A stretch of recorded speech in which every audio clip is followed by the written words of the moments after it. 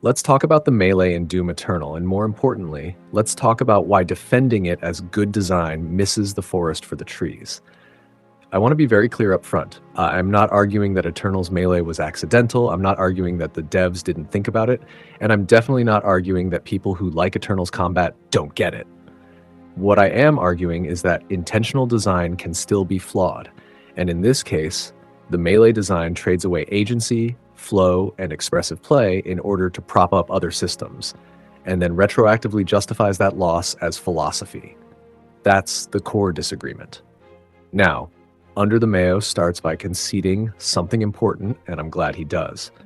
Lore-wise, Eternal's melee makes no sense. The Slayer is a godlike being post-divinity machine who canonically punches demons apart, and yet his fist does almost nothing. He says he's going to ignore that and focus on gameplay.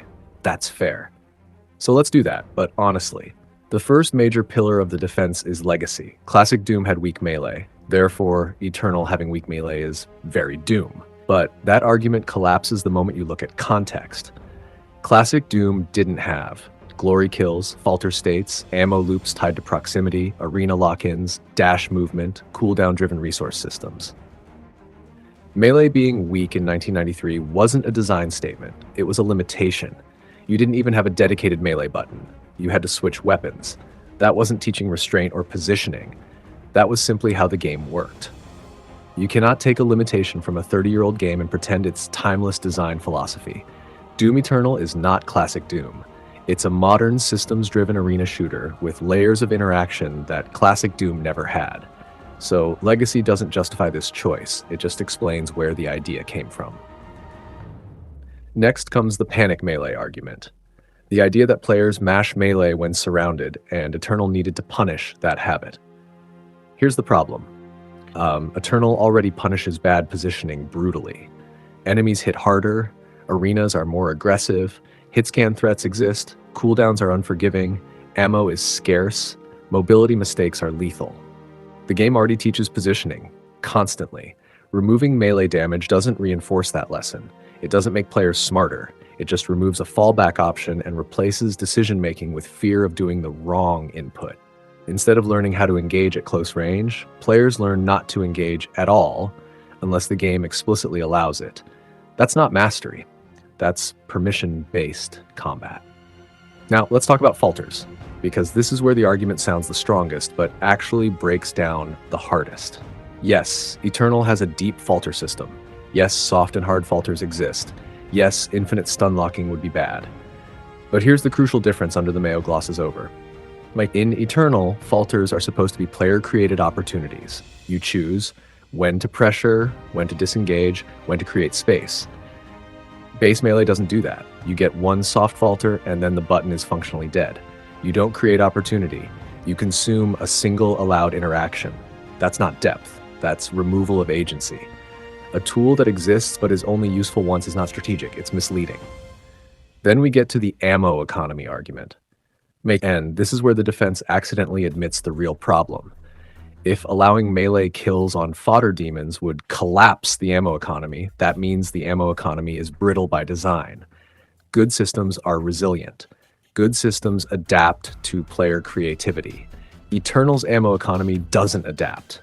It demands compliance. Instead of letting melee participate in the resource loop, Eternal amputates it and forces the chainsaw to carry the entire burden of ammo generation.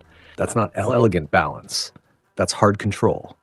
Which brings us to Blood Punch. Blood Punch is often presented as the answer to melee complaints, but Blood Punch isn't a fix, it's an admission. Think about it. The game removes melee damage, then reintroduces melee damage, behind a meter, on a cooldown, tied to another system.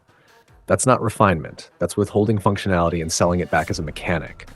Blood Punch doesn't replace melee, it replaces permission. You're not expressing skill, you're waiting until the game says now you may punch. Then there's the dash damage argument. Yes, dash does damage. Yes, you can technically kill fodder demons with multiple dashes, but if your defensive melee is you can dash into things 4 times, you've already lost the argument. That's not intuitive, expressive, or satisfying. That's a workaround. And finally, the breaking habits argument. Yes, Eternal is about breaking habits from other shooters, but not every habit is bad. Quick melee exists because close-range combat is chaotic. It gives players an emergency response. Doom 2016 allowed that without breaking its balance. Eternal removes it entirely, and the result isn't smarter play, it's rigid play. This is the real issue underneath everything.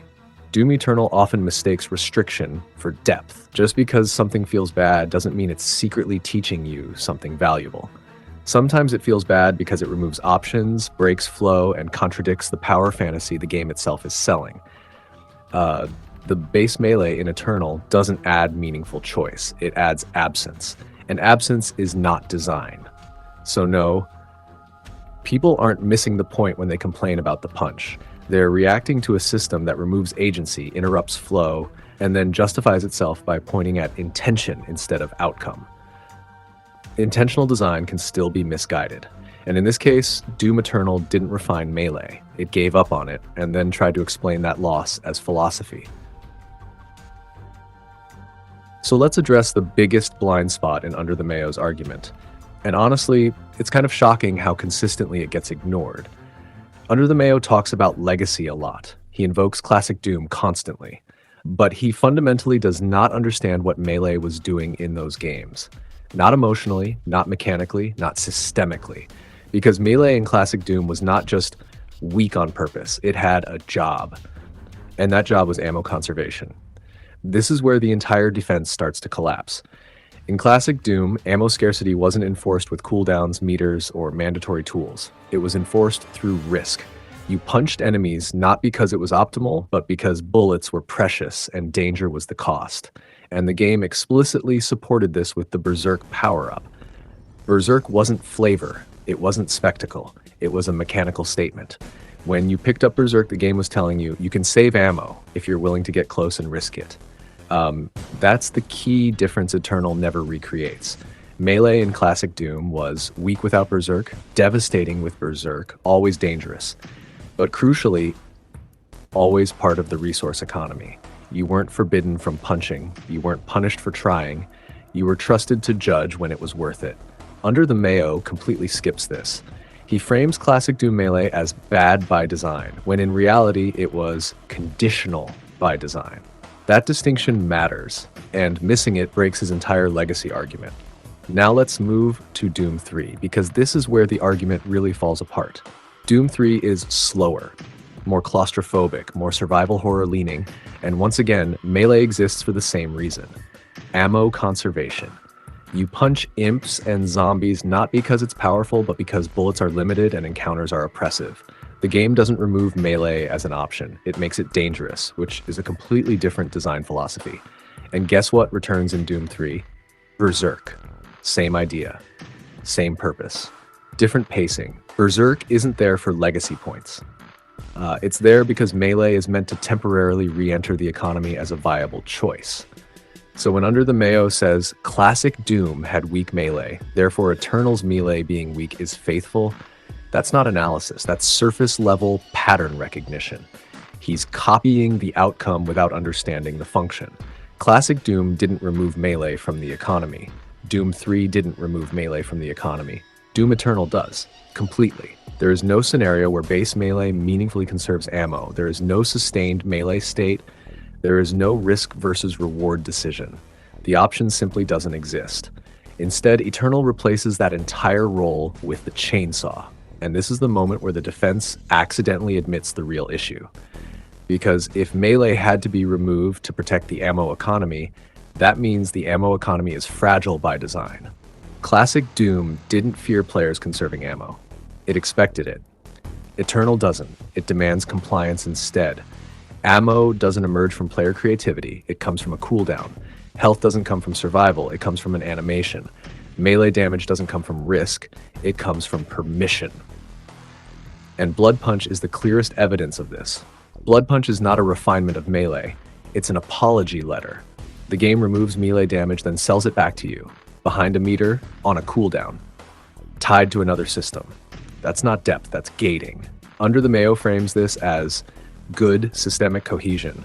But what he's really describing is tight control. You're not deciding when to take risks. You're waiting for the UI to tell you when you're allowed to. And that's the philosophical difference between Classic Doom and Eternal that keeps getting glossed over. Classic Doom trusted players, Doom 3 pressured players, Doom Eternal manages players. That's why the melee feels bad, even if it's intentional, because intention doesn't equal quality, and control doesn't equal depth. Under the Mayo keeps defending Eternal's melee by pointing to intention, legacy, and system protection, but he never engages with what melee actually meant in the older games he keeps invoking. It wasn't about being weak, it was about being dangerous, situational, and optional. Eternal removes the option entirely. And when players react negatively to that, they're not missing the point, they're noticing the loss of agency. Because when a system only exists when the game allows it, when risk is replaced by permission, when expression is replaced by execution, that's not evolution, that's overdesign. So at the end of the day, this isn't about hating Doom Eternal. It's not about calling it a bad game. It's not about saying the devs didn't know what they were doing. And it's definitely not about pretending Classic Doom was some flawless, sacred text.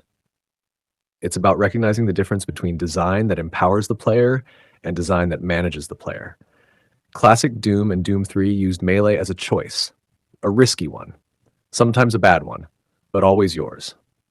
Doom Eternal turns melee into a permission slip. You don't decide when it matters, the UI does. You don't take risks, you wait for meters. You don't express play, you execute systems. And when people say the punch feels bad, they're not confused. They're not casuals, they're not missing the point. They're reacting to the absence of agency. Intentional design can still be the wrong call. Legacy can be misunderstood, and philosophy doesn't automatically equal fun. You can respect Eternal's ambition and criticize where it overcorrected. You can love the game and admit that some systems traded expression for control. That's not ignorance, that's engagement. And if a game as good as Doom Eternal can't survive that conversation, then maybe the design isn't as airtight as its defenders want to believe. Rip and tear, but let players decide how they do it.